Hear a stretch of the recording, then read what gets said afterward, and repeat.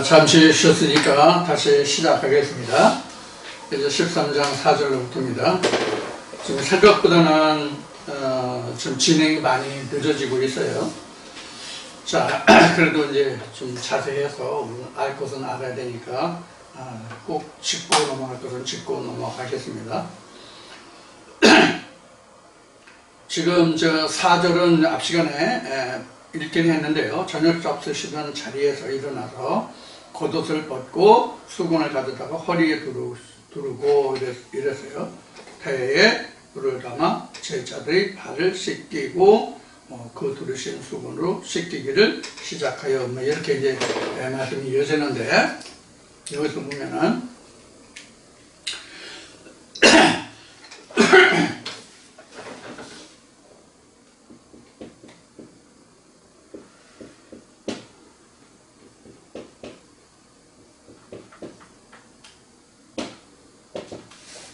겉옷과 수건에 대해서 좀 알아보겠습니다.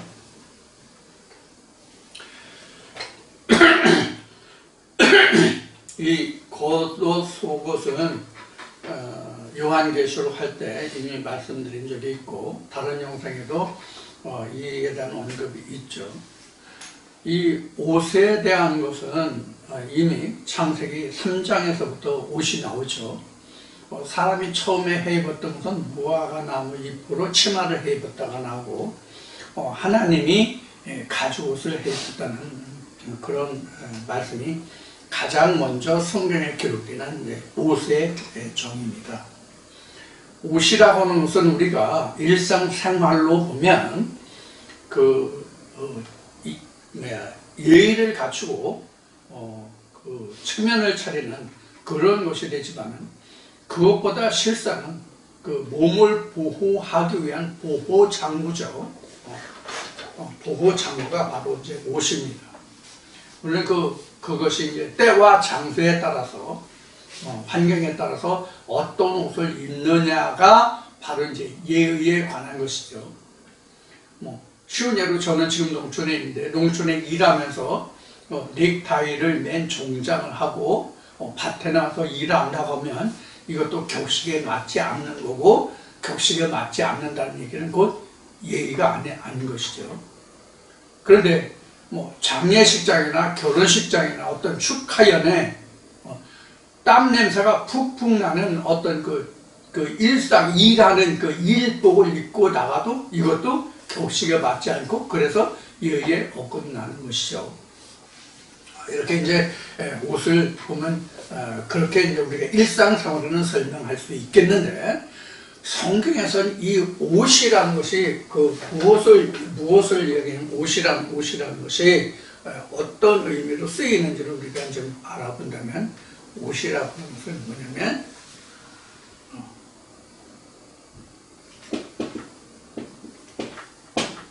가리우다, 이제 이런 의미로 우리가 먼저 볼 수가 있죠.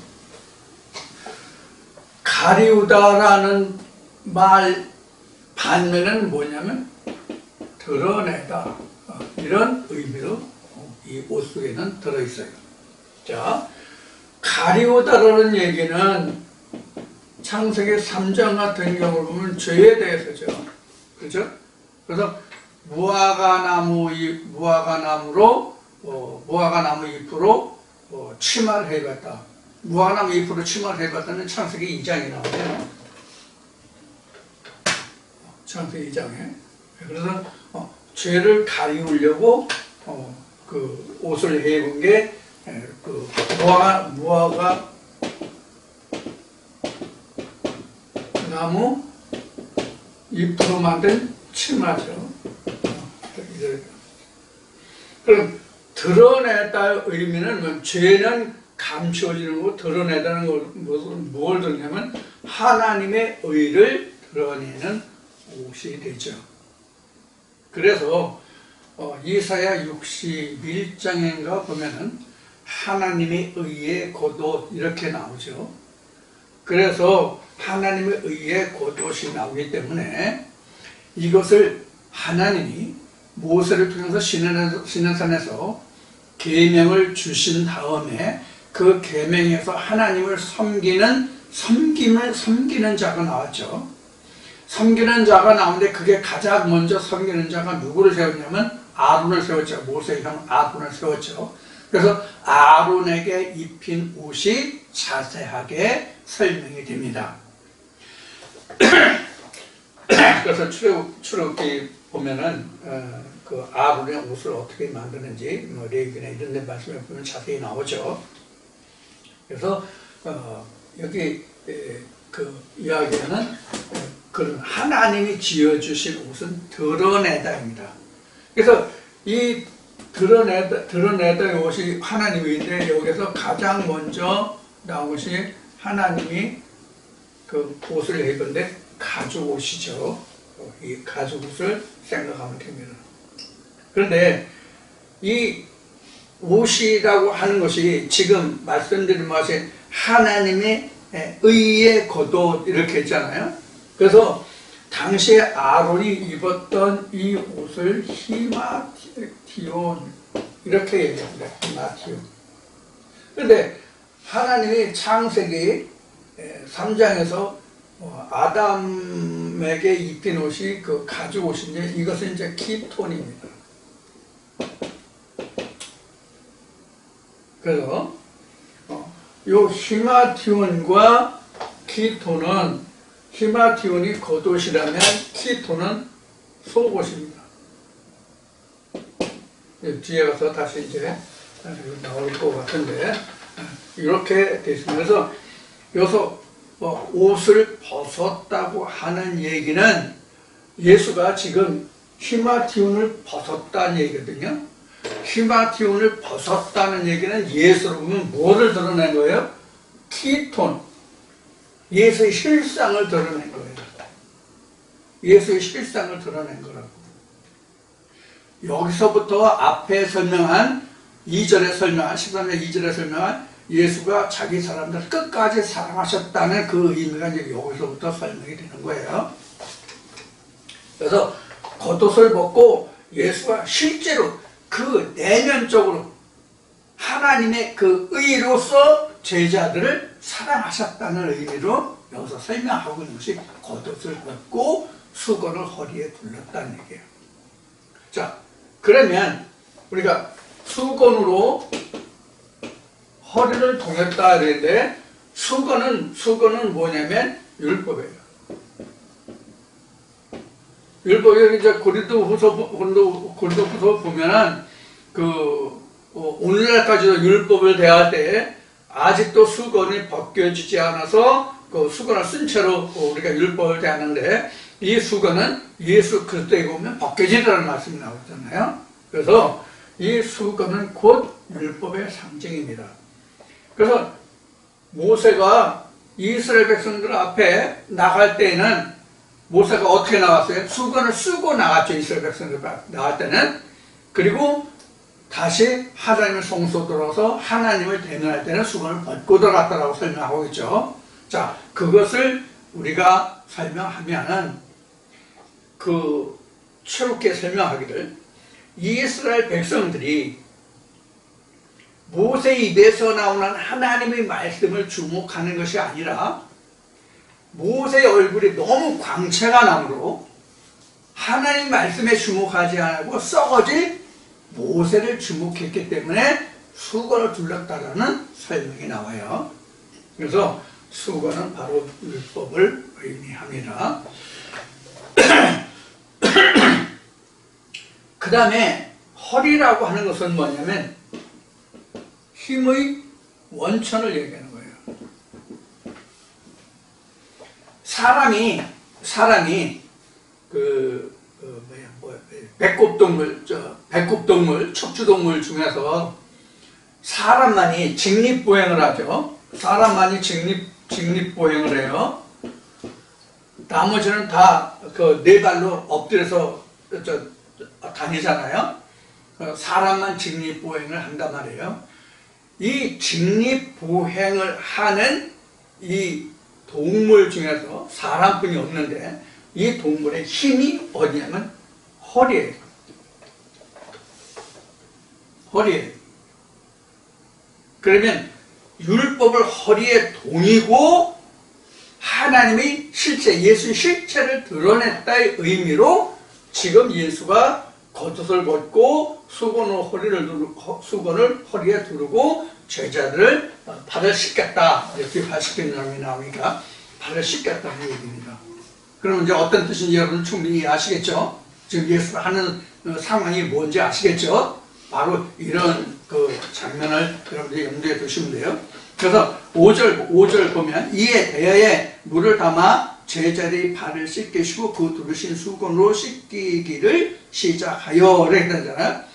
여기서 물도 우리가 창세기 1장에서 첫째 날부터 여섯째 날까지 창조 모든 것이 거기가 쓰여진 것이 모두가 다 뭐냐면 다 물에 관한 것이라고 얘기했어요. 물에 관한 것이라고 얘기했어요. 그래서 창세기 보면 다시 보면은 3장인가 보면은 그 에덴의 4대강 근원이나 4대강이 나오잖아요. 그 다 물의 근원이란 말이에요. 그러한 것들을 생각하시면 여기서 물이라고 하는 것이 무엇인지를 여러분들 이해하실 수 있을 거예요. 그래서 요한복음 4장에서는 내가 생수의 근원이라고 그랬잖아요. 그 생수의 근원으로 제자들 지금 씻기는 거예요. 생수로 씻기는 거예요. 그러니까 다에 물을 담았다고 그러는데 실제로 의식은 이렇게 행했겠지만 그 물이 바로 뭐냐면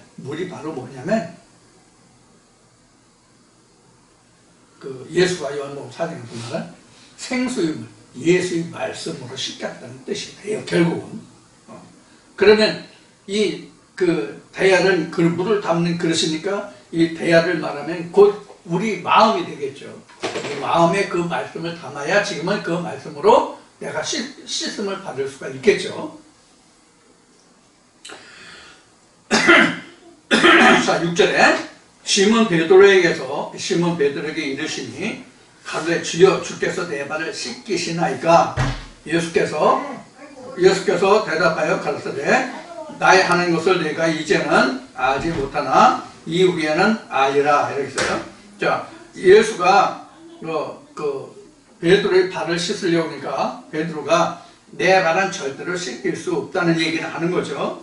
그래서 내가 이제는 알지 못하나 이후에는 알리라 이렇게 얘기했어요. 자, 그 뜻이 무엇인지 뒤에서 살펴보자. 베드로가 가로되 내 발을 절대로 씻기지 못하리이다. 예수께서 대답하시되 내가 너를 씻기지 아니하면 내가 나와 상관이 없느니라. 이렇게 했어요. 그 다음 봅시다.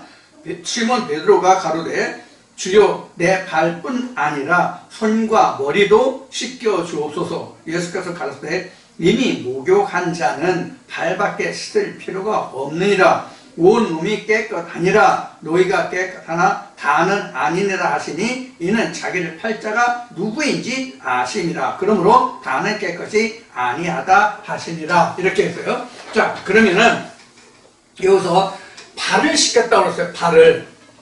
발을 씻겼다라고 얘기했는데 발을 씻겼다는 뜻은 무엇을 얘기하냐면 답을 얘기하면 발을 씻기다라는 것은 단도직입으로 행함이에요. 행적이에요. 행적.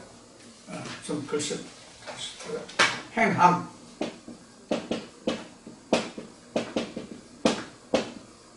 행적. 우리는 그 사람의 걸어온 내력을 우리는 그 사람의 발자취 또는 족적 이렇게 얘기하잖아요. 그래서 이 발이라는 것은 그 사람이 어떤 길을 걸어왔느냐의 그 족적을 얘기하고 그 행함을 얘기하는 게 행적이 되는 거죠. 그러니까 우리 성경에서 사도들의 행함의 그 기록이 뭐냐면 사도들의 행적을 기록한 것이 사도행전이죠. 사도행전이잖아요. 이런 뜻이에요. 행적을 기록한 것이 행전이란 말이에요. 자, 그래서 발을 씻기다라는 것은 자기가 어떤 길을 걸어왔는지를 예수의 물로 씻겼다는 얘기예요. 예수의 생명의 말씀으로 그 그동안 걸어왔던 발자취를 다 씻어 주었다는 얘기예요. 이것이 예수가 끝까지 그 자기를 따르는 자기 사람들을 사랑했다는 의미예요. 이게. 너 죄졌으니까 넌 나하고 상관없어 이러면 버린 거잖아요. 그런데 그런 허물이 있다 할지라도 예수는 그것을 다 씻겨줬다면 자기를 따르는 무리들을, 이것이 자기를 따르는 무리들에게 사랑을 끝까지 했다, 이제 이렇게 설명하고 있는 거예요. 그래서 발을 씻기지 아니하면 나와 상관이 없다. 네 행한 행적을 네가 씻음을 받지 못하면, 씻지 못하면 너는 나와 상관이 없다, 이렇게 한 거예요. 그러니까 베드로가 뭐래요? 발뿐만 아니라 목욕을 시켜달라, 이렇게 해요. 이미 목욕을 했으니까 발만 씻으면 된다는 얘기예요. 그럼 목욕을 했다는 뜻은 뭐냐면 거듭남을 받았다는 뜻이에요. 거듭남을 받았다는 뜻은 오늘 앞 시간에, 오늘 첫 시간으로 한 얘기면 13장 1절에 기록된 유월절을 겪었다. 유월절을 이미 지나왔다는 얘기예요. 그래서 예수의 피와 살을 먹고 문설주에 바른 자, 즉 예수의 흔적이 있는 자, 그 사도 바울이 이렇게 얘기하죠. 너희가 나를 괴롭게 하지 말라. 나에게는 예수 그리스도의 흔적이 있느니라, 이렇게 말하죠. 그래서 그 피가 내가 생명이 있다는 그 자체가 예수 그리스도의 흔적이란 말이에요. 그것을 여기서 말하고 있어요. 목욕이라는 것은. 그래서 목욕을 한 자는, 즉 한 번 거듭남을 받은 자에게는 다시 거듭날 필요가 없다는 얘기예요. 또 히브리서에 기록된 말과 같이 한 번 하나님의 은사를 맛보고 그 은사를 배반하여 예수 그리스도의 현저히 욕보인 자는 다시 하나님께 드리는 회개의 제사가 없다라고 정의하고 있잖아요. 그래서 한 번 목욕한 자는 발만 씻으면 돼요. 목욕할 정도가 됐다면 예수를 완전히 배반한 거란 말이에요. 가룟 유다와 같이. 그런 자는 다시 예수께로 돌아올 수 없기 때문에 그는 나와 관계가 없다고 얘기하는 거예요. 바로 씻김을 받지 않으면. 그래서 우리가 매일 자기 자신을 돌아보고 하나님한테 자기 마음을 자꾸 돌이키는 그것이 지금 오늘날은 내가 매일 발을 씻는 거예요. 그런 과정을 거쳐서 내가 하나님께로 나아가고 내가 잘못된 것을 자꾸 바로 잡아가는 거예요. 옆길로 새는 것을 바른 길로, 옆길로 새는 것을 바른 길로 옮겨가고 다시 고치는, 이것이 우리는 현재 매일 발을 씻는 거예요.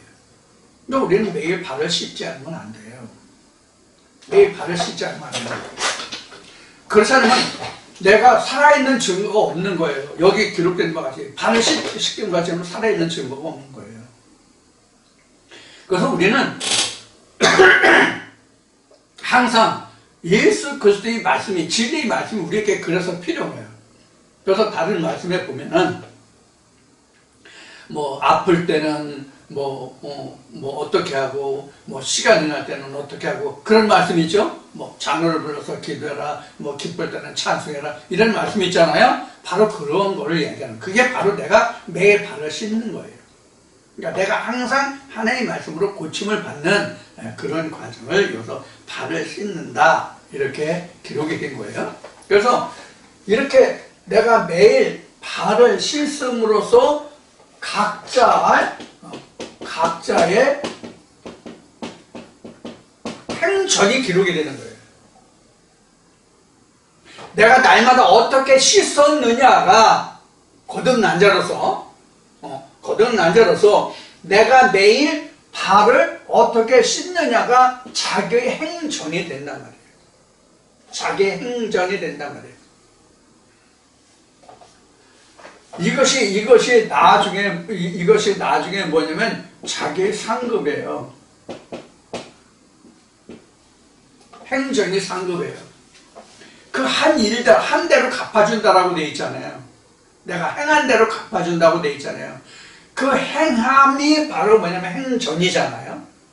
그 행함의 기록이 바로 상급이에요. 그래서 상급이 따로 있는 것이 아니라 행전 자체가 상급이란 말이에요. 그러니까 우리가 나중에 우리가 믿음 생활을 해서 우리가 죽으면 사후에 하나님이 그 사람 믿음을 따라서 행함을 따라서 상급을 준다 이렇게 얘기하니까는 어떤 다른 상급이 있는 것으로 우리가 생각을 하는데, 다른 상급이 있는 것이 아니라 자기가 행한 그 자체가 상급이란 말이에요. 아시겠어요?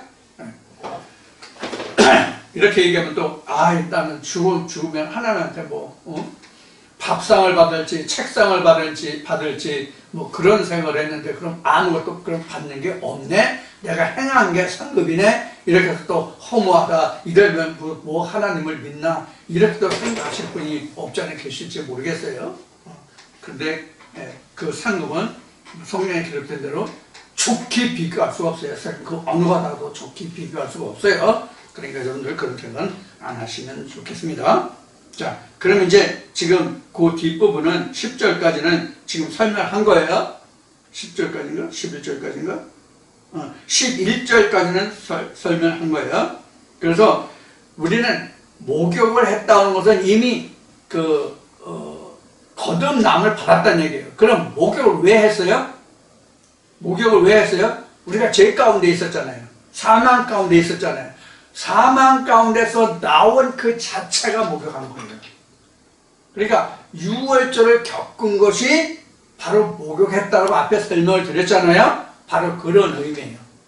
내가 죄 가운데서 사망 가운데서 있다가 내가 하나님의 의로 들어온 그 자체가 목욕한 거예요.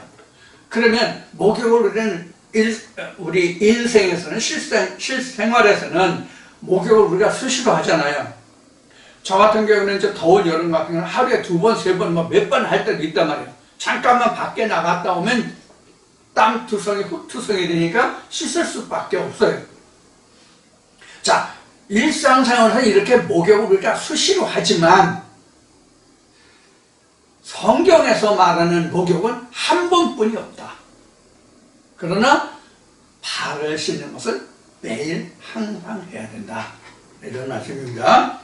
그 다음에 12절부터 보겠습니다.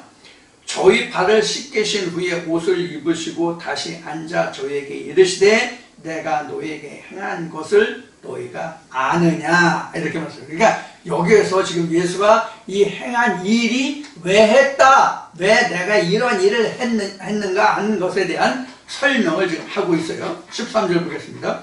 너희가 나를 선생이라 또는 주라 하니 너희 말이 옳도다. 내가 그러하다. 이렇게 했어요. 선생 또는 주, 선생이여 주여 이렇게 불렀잖아요. 그것이 옳다. 그래서 이제 13절에 그렇게 설명하고 너희가 나를 이렇게 불렀다는 것을 말하고, 그 다음에 14절에 내가 주와 또는 선생이 되어 너희 발을 씻겼으니 너희도 서로 발을 씻기는 것이 옳으니라. 이것이 바로 뭐냐면 형제의 사랑이에요. 이것이 형제의 사랑이에요. 이거 이웃 사랑이에요. 여기서 외적인, 이게 지금 예수가 지금 제자들이 발을 씻겨줬잖아요. 그러니까 제자들이 발을 씻겼다는 얘기는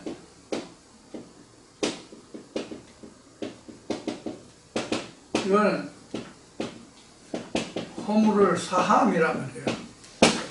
결국은. 그러니까 내가 너에게 이렇게 행한 것을 이제 설명할게. 너희들 내가 너희들에게 이것을 왜 하는지 아니? 이것을 내가 너희들에게 얘기해 줄게. 그 첫 번이 뭐냐면 내가 너희들이 이렇게 발을 씻으니 너희들 서로 발을 씻으라는, 서로가 서로의 허물에 대해서 서로 용납하라 그런 얘기예요. 용납하고 용서하고. 이게 뭐냐면 형제 사랑인데 이것이 외적 형제 사랑이에요. 주위 백성들과 백성들 간의 그 모든 허물을 덮어주고 용서하고, 잘못했으면 그것에 대해서 이렇게 해달라고 또 이렇게 하라고 하는 그 자체가 바로 발을 씻기는 거예요. 그럼 발을 씻기는 반대는 뭐예요? 정죄예요.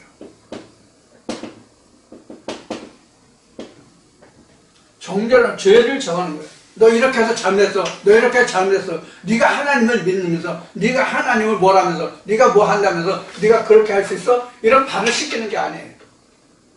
이거 잘 들으세요, 여러분들이. 잘 들으세요. 그래서 이것은 외적인 보이는 거기 때문에 하나님 안에서 유일하신 참 하나님과 예수 그리스도로 인해서 행하는 것이지만 이것은 자기 속에서 역사하는 것이 아니라 밖으로 믿음의 사람들 간에 이루어지는 거잖아요. 그것이 그래서 바로 외적이라고 얘기하는 거예요. 자, 그럼 발을 씻기는 내적인 발을 씻기는 것은 뭐냐면 전에 출애굽기 20장에서 형제를 사랑하라 이웃을 사랑하라는 것이 뭔지를 설명을 드렸잖아요. 크게 보면 이렇단 말이에요. 진리가 있고 율법이 있잖아요. 요게 십계명으로 보면 요건 4고 5에서 10이거든요. 요거를 하나로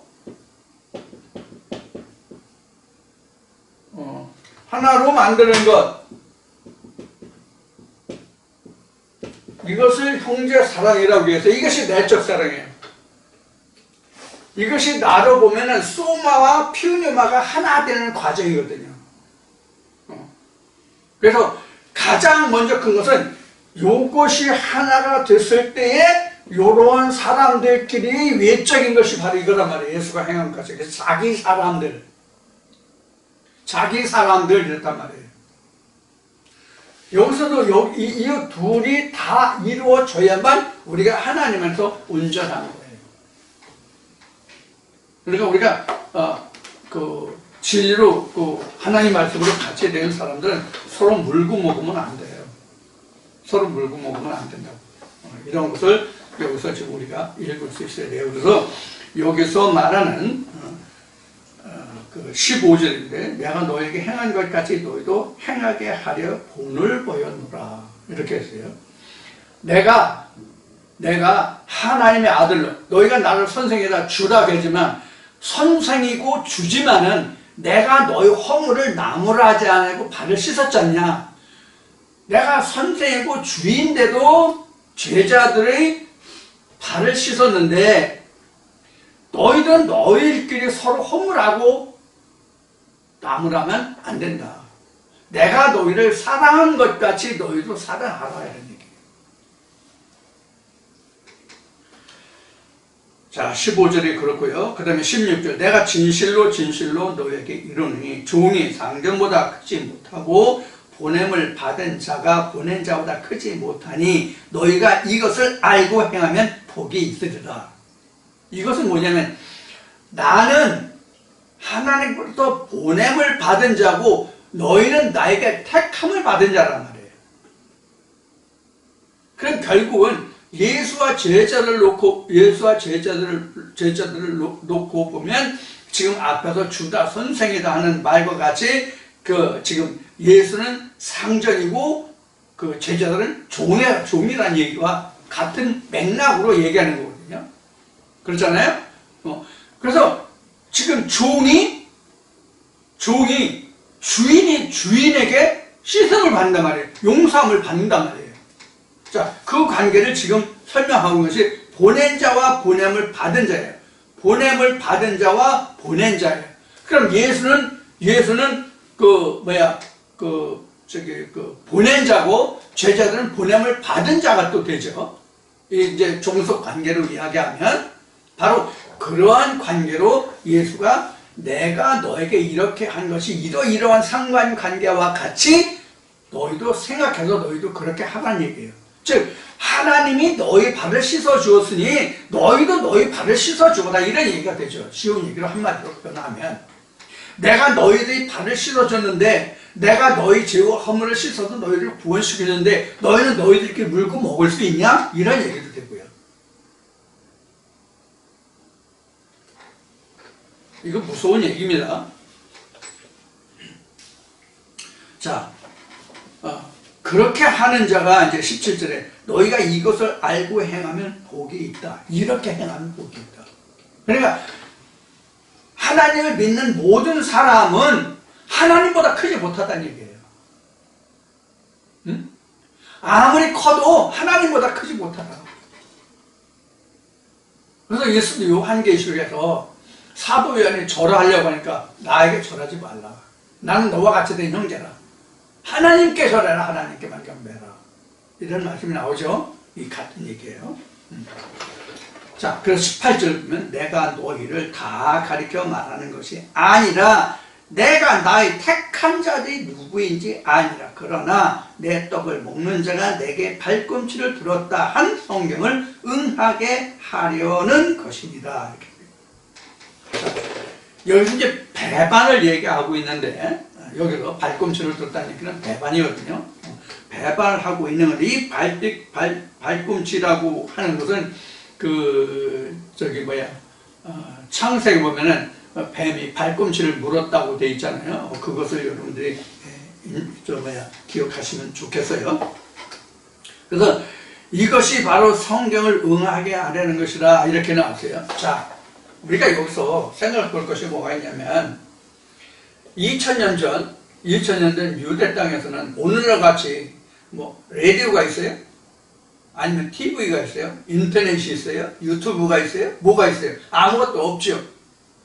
그래서 우리가 예수가 죽었을 때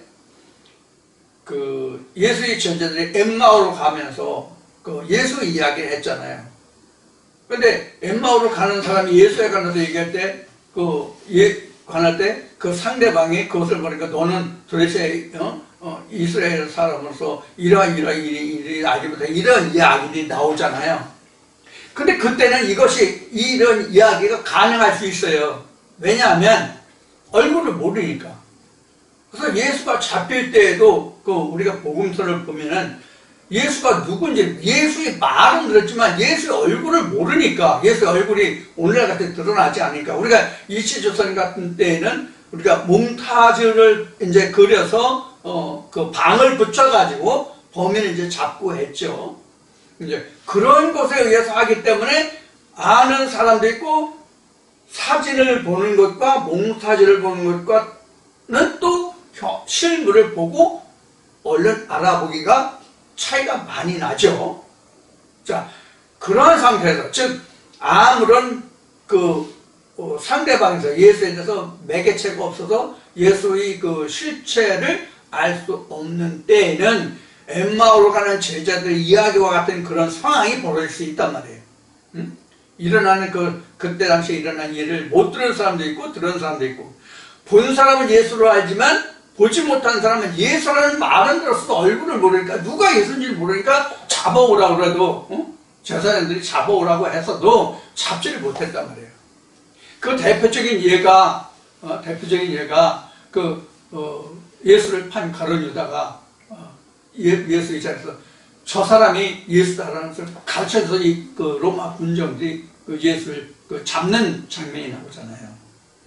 그만큼 그때 당시에는 그 실물에 대해서 실체에 대해서 알아볼 수 없는 시대이기 때문에 그런 상황이 가능하단 말이에요. 자, 그러면 오늘날은 지금 누가 신학적으로 얘기하는 예수의 재림과 같이 오늘날에 예수가 재림했다고 하면 아마 하루도 안 지나서 지구촌이 다 알게 될 거예요. 그러면 지금은 예수가 온다고 한다면 신학이 말하는 것 같은 방법으로 그런 실물로 예수가 온다고 한다면 이 지구촌이 순식간에 다 알 수 있겠죠. 방송 매체, TV 방송 매체도 있고 유튜브 채널도 있고 엄청 지금 많죠. 페이스북이라든가 트위터라든가 이런 거 사진으로 동영상으로 전파되는 그런 매체들이 굉장히 많잖아요. 그래서 오늘날은 아마 하루가 아니라 불과 몇 분 정도, 몇 시간 정도면 세계가 다 아는 그런 시대가 지금 도래해지죠.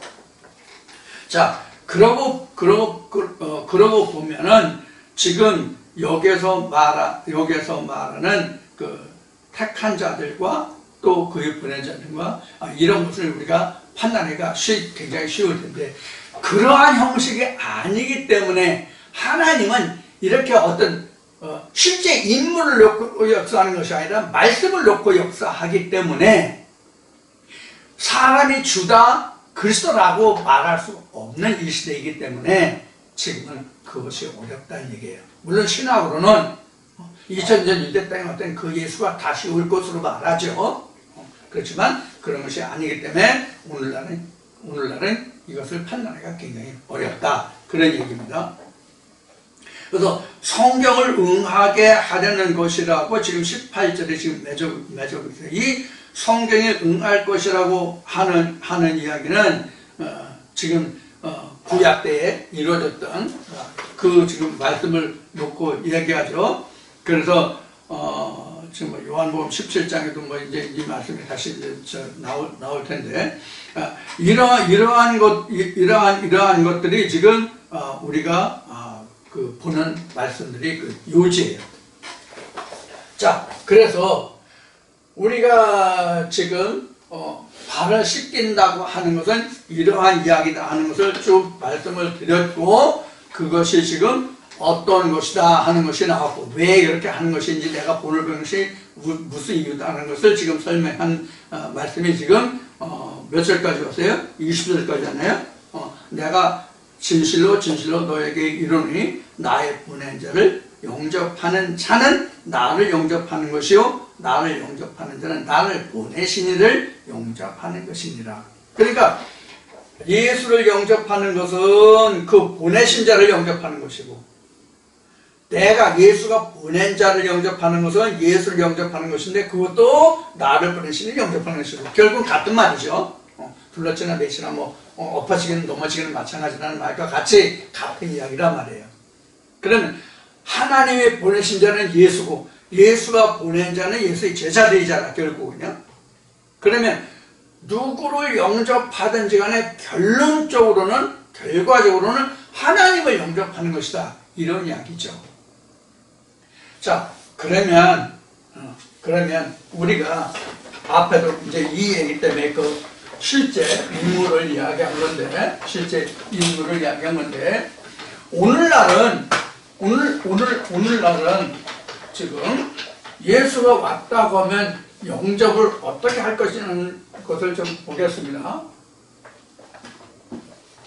마음이 바쁜가 봐. 글쎄 어떻게 영접이라는 것은 기쁘게 받아들인다 이 뜻이 영접이잖아요. 기쁜 마음으로 받아들인다. 이게 영접이란 말이에요. 그러면 영접이라는 것이 과거, 현재, 미래를 보면 과거는 그 모세 때도 있고 예수 때도 있잖아요. 이 두 인물들의 입에서 나오는 말씀을 받아들이는 것이 과거는 영접이었어요.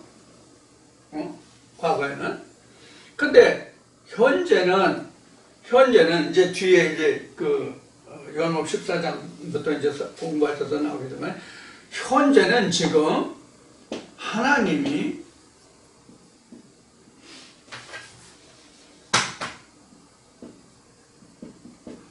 예수라는 이름으로 보낼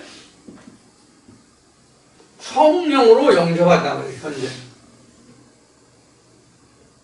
현재는 하나님이 예수 이름으로 나의 이름으로 보내실 성령이 오늘날은 예수를 영접하는 것이란 말이에요.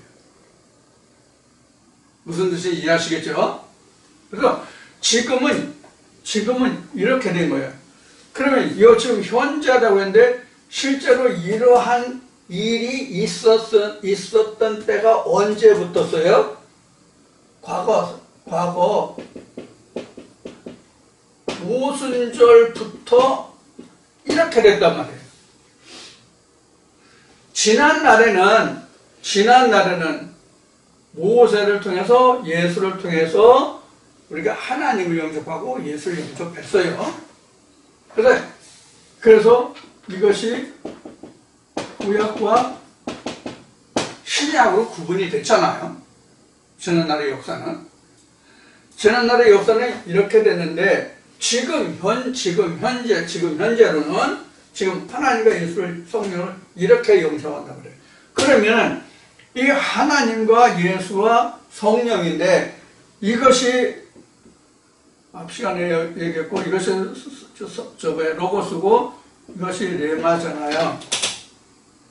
이렇게 돼 있잖아요. 이렇게 돼 있으면 요 둘이 합해서 여기가 구약이고 여기가 신약이 된다, 이렇게 볼 수 있단 말이에요. 현재는.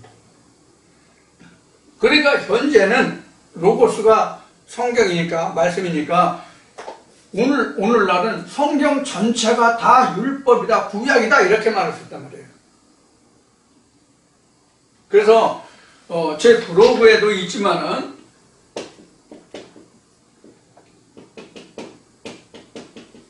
구약과 신약이 기록한 것을 보아서는 창세기에서부터 말라기까지가 구약이고, 신약은 마태에서부터 계시록까지가 우리가 신약으로 볼 수 있지만, 현재로는 성령 역사 속에서는 이 전체가 다, 성경 전체가 다 지금은 구약이란 말이에요. 그러면 기록한 것으로 봐서 구약은 창세기, 말라기, 신약은 마태복음, 계시록이라고 그랬는데, 그럼 여기에서 구약과 신약의 구분은 뭐냐면, 구약은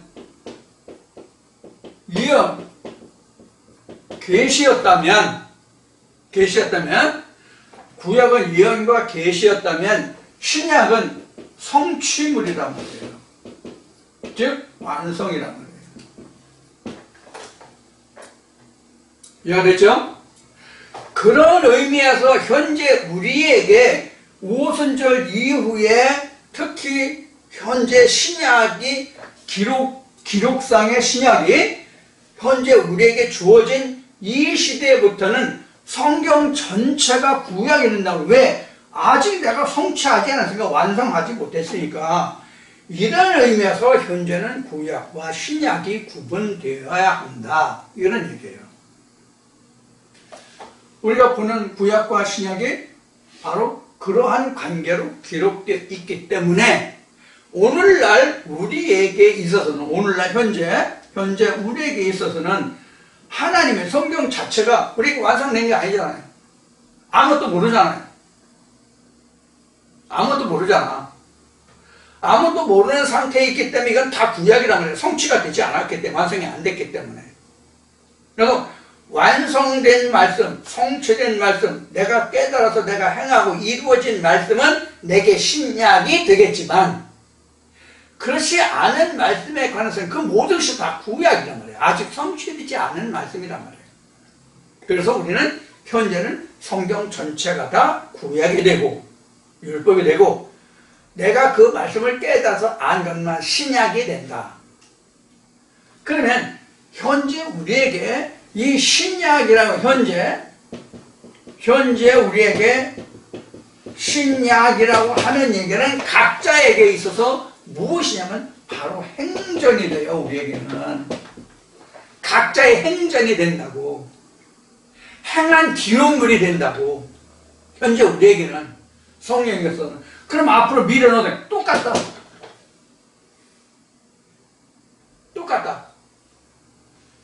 우리 후세대는 오순절 이후에 일어나는 모든 일은 현재도 그렇고 미래에도 똑같이 일어난다.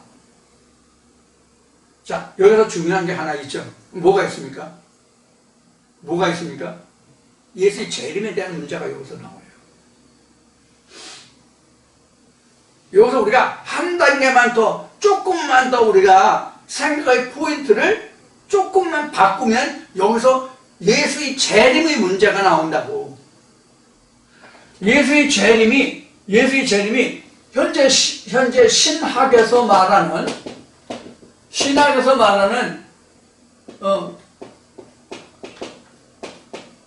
2000년 전 모습으로 주가 재림하느냐 하는 문제가 나와요.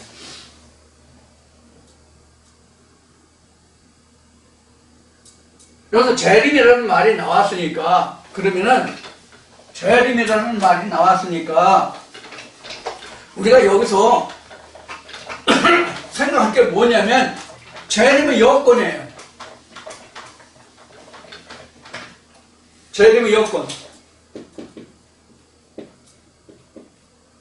여건 또는 조건이에요. 어떤 조건, 어떤 여건에 대야만 재림이 되느냐 하는 얘기예요. 첫째, 우리에게 필요한 게 뭐냐면 첫째 부활이 필요해요.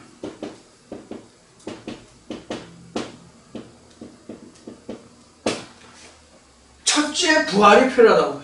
첫째 부활이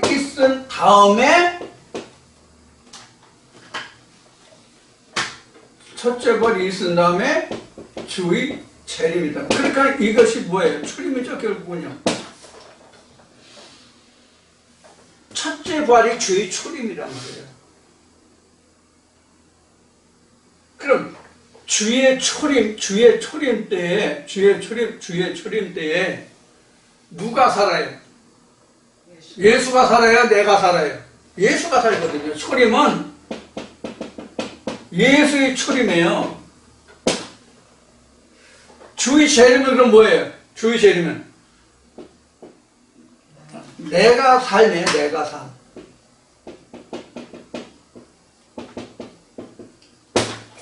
내가 살아남이 주의 재림이에요. 이게 첫 번째 주의 출임이고요. 근데 신학에서는 주의 출임을 2000년 전 유대 땅에 왔던 예수가 주의 출임으로 보잖아요. 그 주의 출임으로 보잖아요. 그러면 현재의 주의 출임이 뭐라고 그랬어요? 그러면 첫째 부활이라고 그랬죠? 이게 거듭남이란 말이에요. 거듭남은 내가 사는 게 아니라 예수의 살아남이에요. 예수의 부활이라고. 초림은 예수의 부활이라고.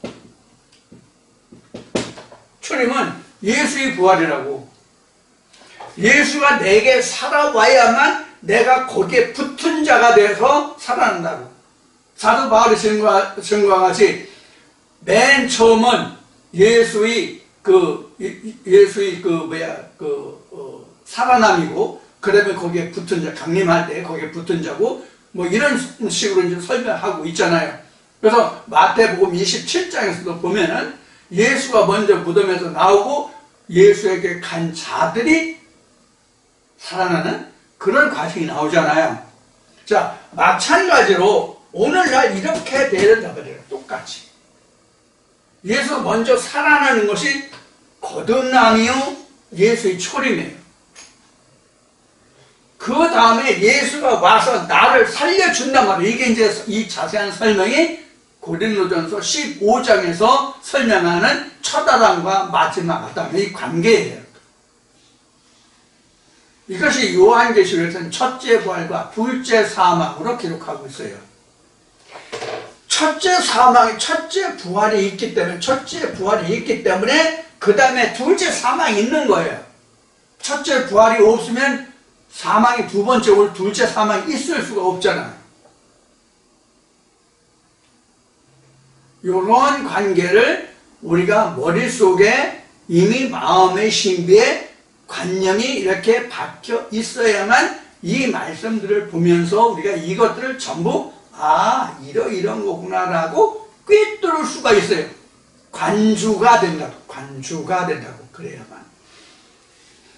그런 것을 우리가 이 말씀 속에서 볼 수가 있어요.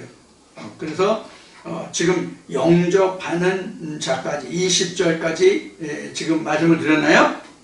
자, 이런 일련의 이제 과정들이 예수가 그 자기와 함께하는 자들을 끝까지 사랑하셨다는 얘기예요. 그러니까 끝까지 사랑하셨다는 얘기는 제자들의 허물을 모두를 다 씻어주고 그들을 용서하고 하나님의 백성이 될 수 있도록, 하나님의 제자가 될 수 있도록, 예수의 보냄을 받은 자가 될 수 있도록, 하나님의 보냄을 받은 예수가 또 제자들 통해서 또 보냄을 받고, 이러한 과정을 할 수 있는 이런 것들이 예수가 자기를 따르는 그 무리들, 자기의 사람들을 끝까지 사랑하셨다는 거예요. 그런데 앞에서도 잠깐 말씀을 드렸지만 우리는 형제를 사랑하라, 이웃을 사랑하라, 뭐 사랑이 뭐 제일 큰 것이다, 고린도 13장에 있는 말씀하시 사랑이 뭐 믿음, 소망에서 제일 큰 것이 사랑이다. 이런 것으로 우리가 사랑 누가 말했나? 사랑을 많이 이야기하지만 실제 일반 교회에서나 우리 진리라는 이 말씀 안에서나 사람들이 다 보면 이 말씀대로 행하지 못하고 있어요.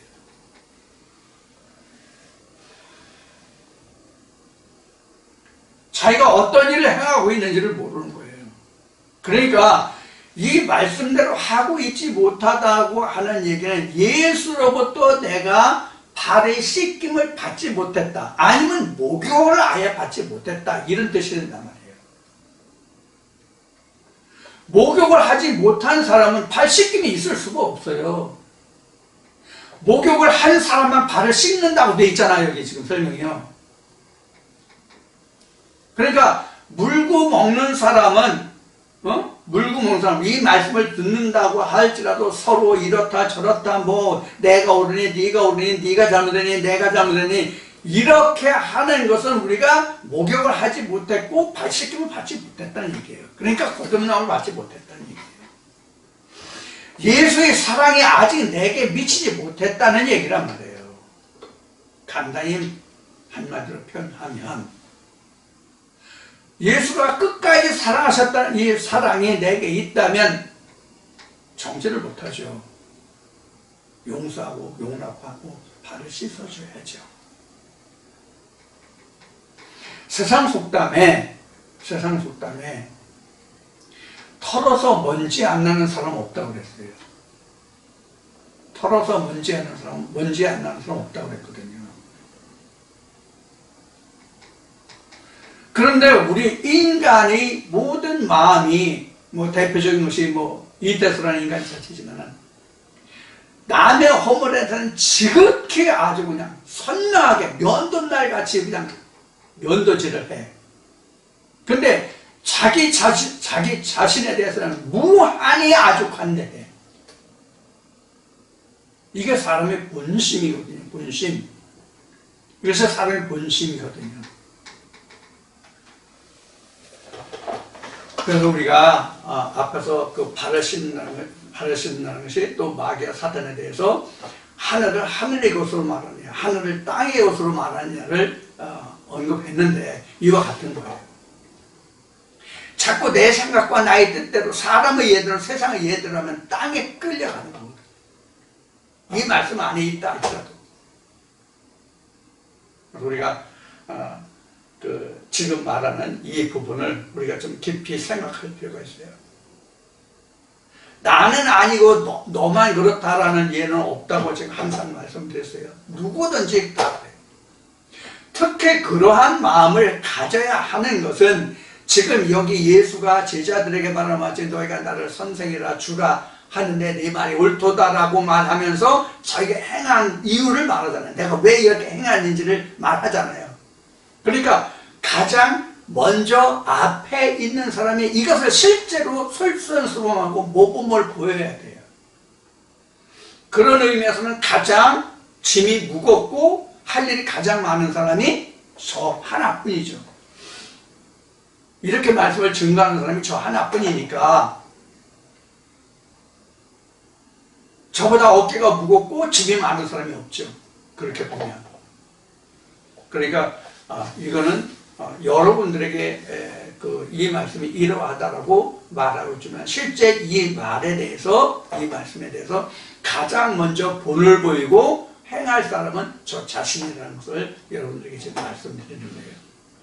또 여러분들은 그 다음에 행할 일이, 여러분들도 이 말씀을 듣고 여러분들 행할 일이 뭐가 있냐면 자기 마음에서 영과 육이, 즉 땅이 갖고 하늘 이것이 송사할 때 어떻게 해야 되는 것, 그 다음에 여러분들과 여러분들 사이에서 일어나는 존재하는 함께하는 그 무리들에서 어떻게 행해야 할 것인가 하는 그런 문제가 여기에 이제 언급이 되고 있다고 보시면 돼요. 자, 이렇게 해서 지금 이제 13장 20절까지 여러분들에게 말씀을 드렸습니다. 결국 이러한 의미에서 20절에 기록한 이 말씀은 결국 여러분들이 제가 증거하고 있는 이 말씀이 성령의 교회들에게 하신 말씀으로 인정을 하고 이 말씀이 진짜 생명이 되는 말씀이라고 생각하고 이것을 믿는다면 여러분들은 나를 믿는 것이 아니라 내가 한 말을 믿는 것이니까 예수 그리스도를 믿는 거고, 예수를 믿는다는 것은 하나님을 믿는 거예요. 그래서 나를 믿는 것은, 나를 영접하는 것은 하나님을 영접하는 것이다 라는 말과 같은 거예요. 그건 똑같은 거예요. 결국은 2000년 전 예수가 제자들에게 한 말이 결국 오늘날에 있어도 앞으로도 똑같은 이야기란 말이에요. 모세 때는 모세 때대로, 아브라함 때는 아브라함 때로, 노아 때는 노아 때대로 똑같은 거란 말이에요. 그래서 하나님의 말씀은 그래서 영원성을 가지고 있는 거고, 하나님이 그래서 영원하시다는 거예요. 자, 이제 오늘 이제 2시간의 말씀을 여기까지 해서 이제 모두 마칠 텐데요. 날씨가 오늘 상당히 좋습니다. 이제 가을 날씨입니다.